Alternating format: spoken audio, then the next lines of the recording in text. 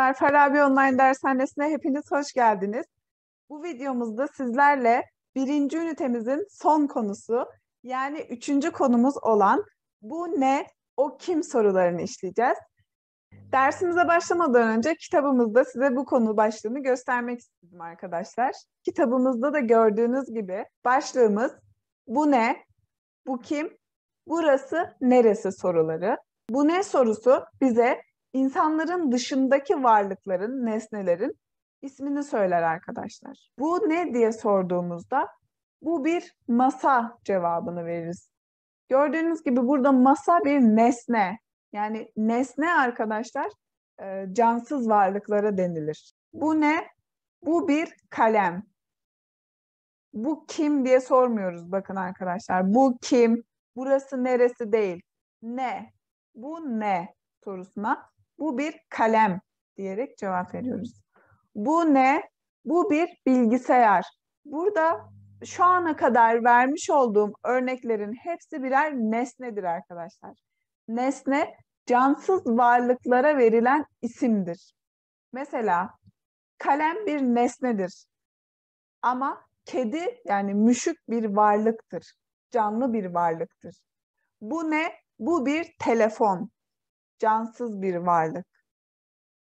Bu kim sorusunun karşılığında bize verilen cevapta bir eden buluşu kirek arkadaşlar. Bu kim sorusunu soruyoruz. Ekranda Kaşgarlı Mahmut'un resmi var gördüğünüz gibi. Bu kim? Kaşgarlı Mahmut. Bu kim? O Kaşgarlı Mahmut. Bu kim sorusuna cevabımızda her zaman bir insan yani bir eden bolganlıkını digentim. Kim? İlham Tokti. Bu kim? O İlham Tokti. Bu kim?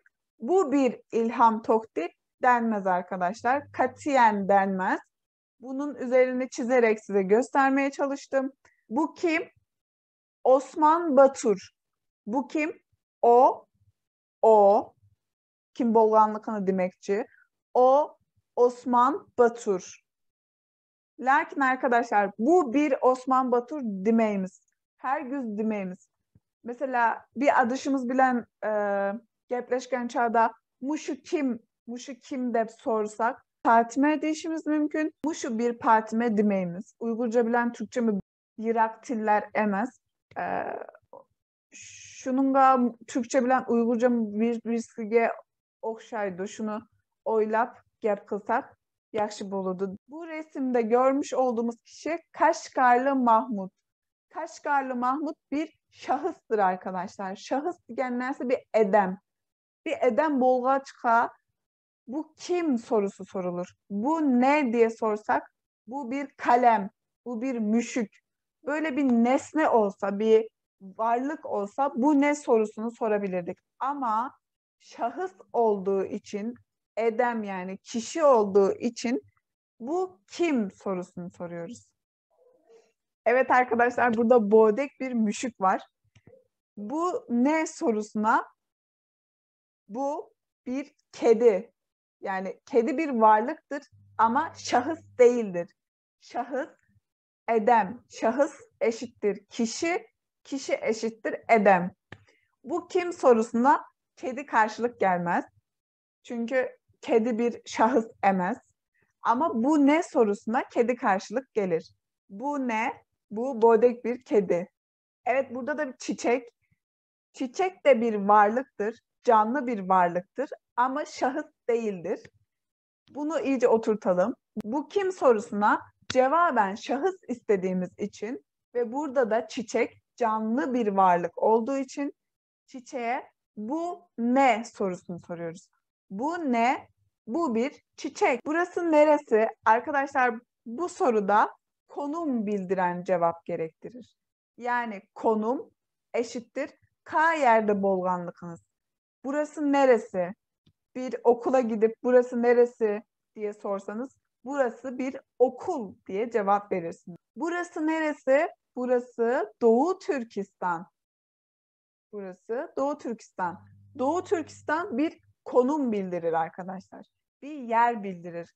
K yerde bolganlıkını demekçi bolsanız burası neresi sorusunu sormanız gerekir. Burası bir Doğu Türkistan dediğimiz zaman buradaki bir sayı sıfatına girer. Bu da doğru olmaz. Şahısları ve konumu bildirirken burası bir Doğu Türkistan denmez. Bu bir Kaşgarlı Mahmut denmez. Bunu unutmayın. Burası neresi? Yine bir konum bildiren soru. Burası Yiğitgah Camii. Burası Yiğitgah Camii. Burada yine konum bildiriyoruz arkadaşlar. Burası Yiğitgah Camii diye cevap verebiliriz. Sadece Yiğitgah Camii diyebiliriz. Ama burası bir Yiğitgah Camii diyemeyiz. Çünkü az önce de söylediğim gibi ismin önüne sayı gelirse bu sayı sıfatı olur. O da çok doğru olmaz. Mesela az önce bahsettiğim gibi bu bir Kaşgarlı Mahmut doğrayamaz. Burası neresi diye soru soruyoruz. Burası Ürümçi ya da sadece Ürümçi ama burası bir Ürümçi demiyoruz. Bu da yanlış oluyor. İlham Tohti Bolu'du.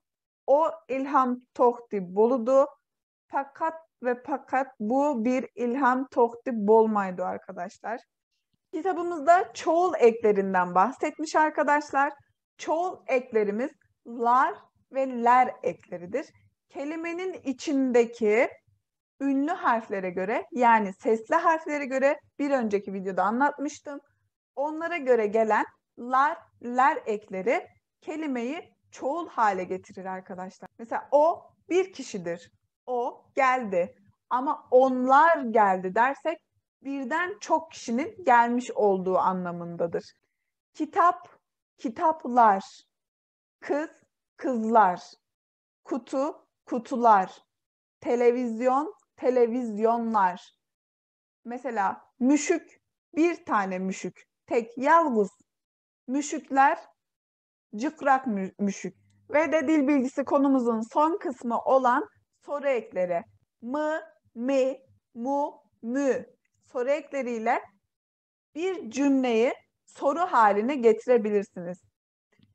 Yani arkadaşlar o evde demek onun evde olduğu anlamına gelir. Ama o evde mi dersek bir soru sormuş oluruz. Bir soru sormuş oluruz. Yani onun evde olup olmadığını karşımızdakine soruyoruz. O evde mi? O bize cevap verir. Evet, evde veya hayır, evde değil. Mesela arkadaşlar müşük mü? Müşük tek başına kedi. Yani onunki kedi olduğu anlamına geliyor. Ama müşük mü diye sorarsak o da kedi mi? Yani bu kedi mi? Yani müşük mü? Olur ve de buradaki mü onu soru haline getirir.